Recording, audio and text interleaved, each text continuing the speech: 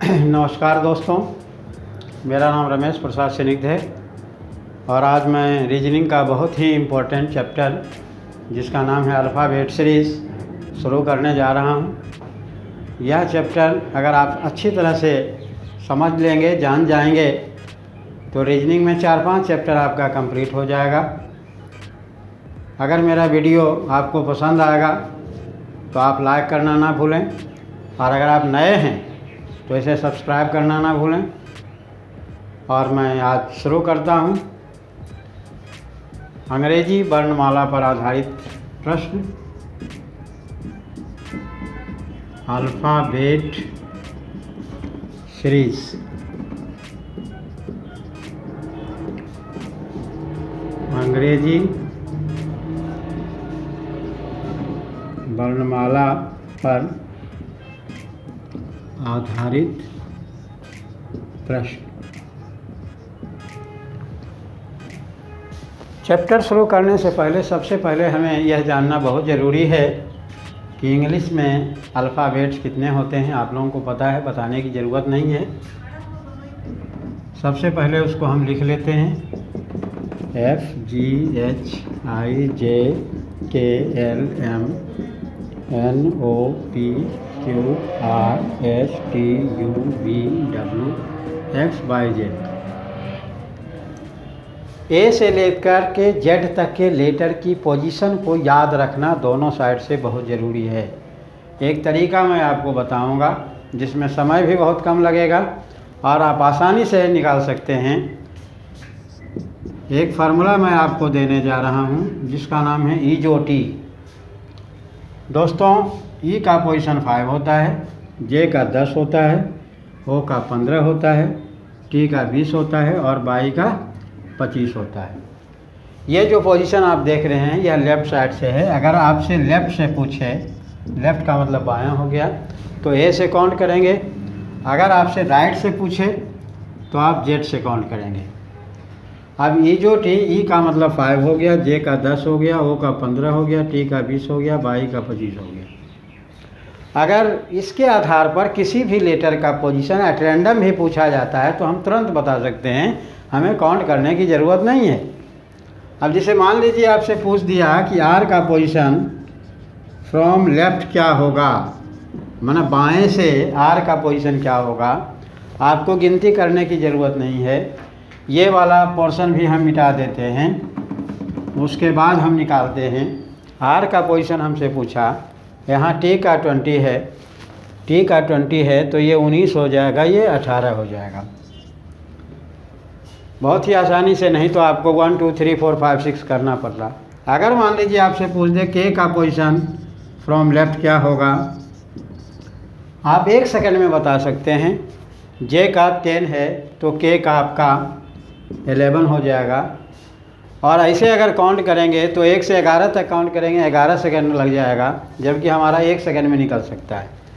अगर मान लीजिए आपसे पूछे वी का पोजीशन फ्रॉम लेफ़्ट क्या होगा, वी का पोजीशन 1 सेकंड में निकाल सकते हैं। टी का 20 है तो टी के बाद यू के बाद वी है तो 22 होगा।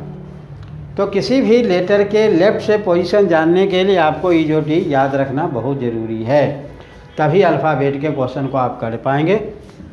अब देखिए, अगर हमसे राइट से पूछता है फ्रॉम राइट, फ्रॉम राइट से अगर पूछा जाता है तो जेड से काउंट करेंगे। राइट से जानने के लिए आपको क्या करना पड़ेगा, फ्रॉम राइट से जानने के लिए 27 minus left position of given letter, left position of given letter.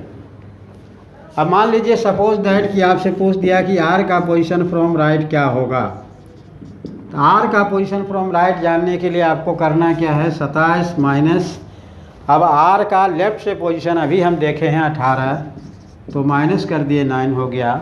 आपको काउंट करने की ज़रूरत नहीं है, आप काउंट करके देखेंगे 1 2 3 4 5 6 7 8 9 पोजीशन पर आ गया। अगर मान लीजिए आपसे पूछे कि ई का पोजीशन फ्रॉम राइट क्या होगा, ई का पोजीशन फ्रॉम राइट क्या होगा। 27 में आप ई का पोजीशन लेफ्ट से आपको पता है, 5 माइनस करेंगे तो 22 हो जाएगा। अगर आपसे पूछे कि पी का पोजीशन फ्रॉम राइट क्या होगा, आप 27 में 16 माइनस कर देंगे, आपका 11 हो जाएगा। आराम से आप निकाल सकते हैं। किसी भी लेटर का राइट लेफ्ट पोजीशन जानने के लिए ई जो टी को याद रखना ज़रूरी है। और ई का 5 होता है, जे का 10 होता है, ओ का 15, टी का 20, वाई का 25। अब देखते हैं कि एग्ज़ाम में, कॉम्पिटिटिव एग्ज़ाम में क्वेश्चन किस तरह से पूछे जाते हैं। देखिए अब किस तरह से क्वेश्चन पूछे जाते हैं और उसको कैसे हम सेकंड में निकाल सकते हैं। With in second, 2 second 3 second में आप निकाल सकते हैं। जिसे क्वेश्चन आता है कि in given alphabet series which letter is 7th letter to the right of 10th letter from left। कौन सा अक्षर है इंग्लिश अल्फ़ाबेट में जो बाएं से 10वें के दाएं 7वां है। हिंदी में अगर आप जानना चाहेंगे कौन सा अक्षर है ए से लेकर के जेड में जो बाएं से 10वें के दाएं 7वां है, इसको करने में हम 2 सेकंड लेंगे। आपको पूरा क्वेश्चन पढ़ने की कोई ज़रूरत नहीं है। आपको ये देखना है कि राइट में कितना हो रहा है। राइट में 7 आपका है, लेफ्ट में कितना है 10 है, दोनों को प्लस कर दीजिए, 17 हो गया। अब देखना है फ्रॉम यहाँ लिखा हुआ है, जिसके साथ फ्रॉम रहे, जिस डायरेक्शन के साथ फ्रॉम रहे उधर से काउंट करना है। तो इसका मतलब है कि फ्रॉम आपका लेफ़्ट के साथ लिखा हुआ है तो लेफ़्ट से 17 लेना है। चूँकि आपको ई जो टी पता है, 5 है, 10 है, 15 है, 20 है, 25 है, आपको 17 लेना है। ओ का 15 है तो 16 17, इसका मतलब है कि आपका आंसर क्यू हो गया, निकल गया। कितना टाइम लगा? कुछ नहीं। किसी भी क्वेश्चन में अल्फ़ाबेट सीरीज में याद रखना है आपको कि अगर क्वेश्चन में राइट लेफ्ट दिया हुआ है तो उसके न्यूमेरिकल वैल्यू को प्लस करना है। अगर राइट लेफ्ट दिया हुआ है, राइट लेफ्ट दिया हुआ है या लेफ्ट राइट दिया हुआ है तो उसके न्यूमेरिकल वैल्यू को प्लस करना है, यानी ऐड करना है। और जिसके साथ फ्रॉम रहेगा उधर से काउंट करना। अब इसी क्वेश्चन में हम देख लेते हैं, कि जैसे मान लीजिए यहाँ पर आपका लेफ्ट लिखा हुआ है, ठीक है, और यहाँ आपका राइट लिखा हुआ है। अब देखिए क्वेश्चन बदल गया। अब लेफ्ट में आपका 7th है, राइट में आपका 10 है, दोनों को प्लस कर दिया, 17 आ गया। अब फ्रॉम किसके साथ है? राइट के साथ है, तो राइट से 17 लेना है। राइट से 17, 27 में 17 माइनस कर दिया 10, यानी लेफ़्ट से जो 10वां नंबर होगा वही आपका आंसर होगा। काउंट करने की ज़रूरत नहीं है। अगर किसी भी लेटर का राइट से पूछा जाए तो 27 में उसको माइनस कर दीजिए, अपने आप लेफ्ट में बदल जाएगा। जिस स्टूडेंट को ये टेक्निक पता नहीं है वो क्या करेगा? देखिए हमेशा काउंटिंग लेफ्ट से होता है, ये तो पता है आप लोगों को। तो 7th letter to the left, यानी 7th लेटर लेफ्ट से चलेगा तो 7th लेटर यहाँ पहुँचेगा। जब लेफ्ट से चल रहा है तो राइट की तरफ जा रहा है, तो 7th letter to the left और 10th लेटर फ्रॉम राइट। अब देखिए इसमें ध्यान देना है यहाँ कि काउंटिंग हमेशा फ्रॉम से किया जाता है। तो राइट से हम चलेंगे 10, तो 1 2 3 4 5 6 7 8 9 10 यहाँ पहुँचे। और जब राइट से चले हैं तो लेफ़्ट की तरफ जा रहे हैं। फिर आपको 7th letter to the left, यानी उसी तरफ जाना है। तो 1 2 3 4 5 6 7, तब आपका जे आंसर हो जाएगा। लेकिन अगर आपको शॉर्टकट पता है कि आपको क्वेश्चन में देखना है कि राइट लेफ्ट कहाँ लिखा हुआ है, राइट लेफ्ट के न्यूमेरिकल वैल्यू को प्लस करिए, जिसके साथ फ्रॉम रहे उधर से काउंट कीजिए, आपका आंसर निकल जाएगा। अब देखिए तीसरे टाइप का क्वेश्चन इसमें क्या पूछा जाता है, ध्यान देंगे। अगर मान लीजिए 7 लेटर टू द यहाँ राइट लिखा हुआ है और यहाँ भी राइट लिखा हुआ है, तब क्या करेंगे? जब दोनों जगह राइट लिखा रहे तो उसको माइनस कर दीजिए। राइट में ही आपका 7 है, 10 है, राइट में ही आपका 7 है, दोनों को माइनस कर दीजिए, 3 आ जाएगा। क्योंकि दोनों जगह राइट है तो राइट से आपका तीसरा नंबर होगा, यानी नज़दीक है तो आपको माइनस करने की ज़रूरत नहीं। 1 2 3 यानी आपका आंसर जो है क्या हो जाएगा? x हो जाएगा। क्लियर? अब देखिए, अगर इसी क्वेश्चन में ध्यान देंगे, अगर इसी क्वेश्चन में यहाँ पर लेफ़्ट लिखा हुआ है और यहाँ भी लेफ़्ट लिखा हुआ है, तब क्या करना है? फिर माइनस कर देना है। लेफ़्ट में ही 10 है, लेफ़्ट में ही आपका 7 है, दोनों को माइनस कर देंगे, 3 आ जाएगा। क्योंकि ये लेफ़्ट है तो लेफ़्ट से तीसरा, इसका मतलब आपका आंसर सी हो गया। देखिए, हम चार टाइप के क्वेश्चन हो गए। यानी आपको याद रखना है कि अगर राइट लेफ़्ट दिया रहे तो दोनों के न्यूमेरिकल वैल्यू को प्लस करना है, जिसके साथ फ्रॉम लगे उधर से काउंट करना है। अगर दोनों जगह राइट है तो माइनस करना है, दोनों जगह लेफ़्ट है तो भी माइनस करना है। माइनस करने के बाद जो आता है, चूँकि लेफ़्ट है तो लेफ़्ट से काउंट करेंगे, राइट है तो राइट से काउंट करेंगे, ये ध्यान रखना है। अब देखिए, अब क्वेश्चन दूसरे टाइप का, इसी में हमने 4 तरह के क्वेश्चन बताया। अब देखिए, क्वेश्चन आता है कि if given alphabet series written in reverse order, then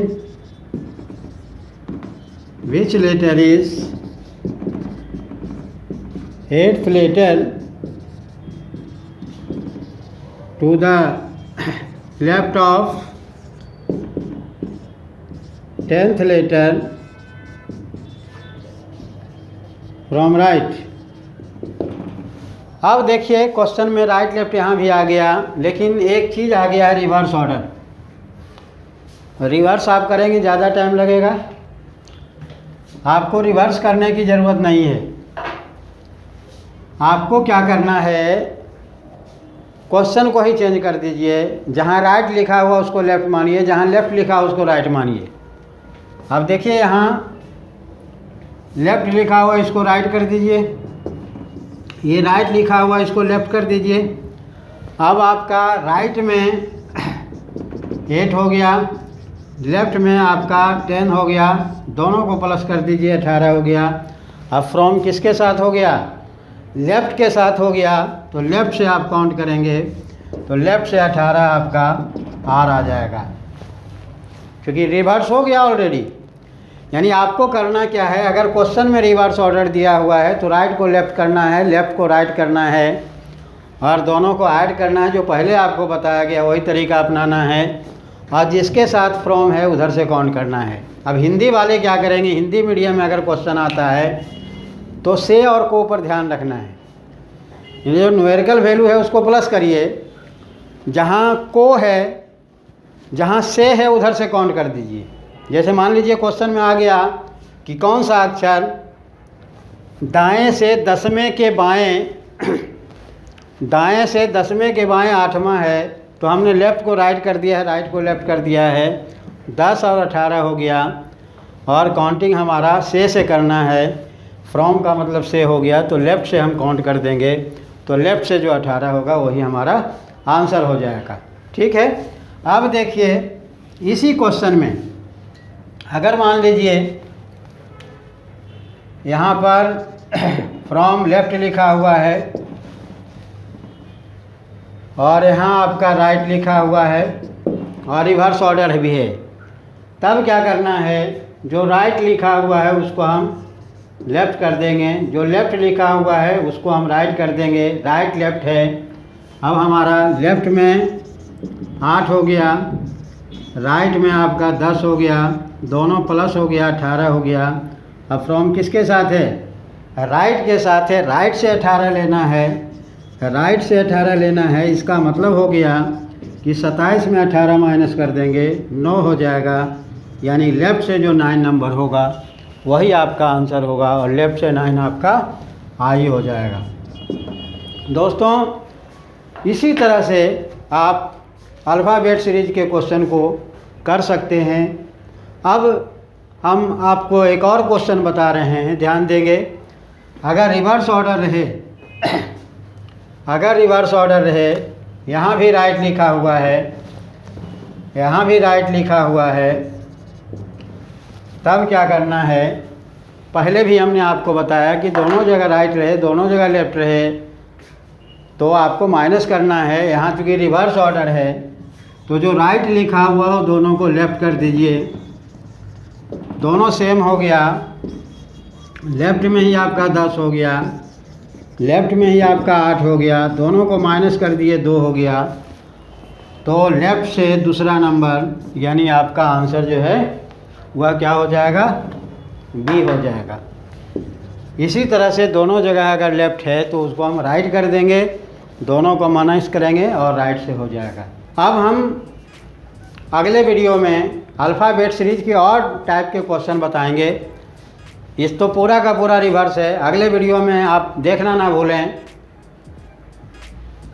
अब दूसरे टाइप के क्वेश्चन जो इससे रिलेटेड पूछा जाता है कि हाफ उल्टा करेंगे और हाफ सीधा रहेगा तब क्या होगा, उसके क्वेश्चन का फॉर्मेट कैसा होगा, ये हम नेक्स्ट वीडियो में बताएंगे। अगर आपको ये वीडियो पसंद आया तो इसे लाइक करना ना भूलें और जो न्यू व्यूअर हैं वो सब्सक्राइब करना ना भूलें। फिर हम नेक्स्ट वीडियो के साथ आपके साथ मिलते हैं। धन्यवाद दोस्तों।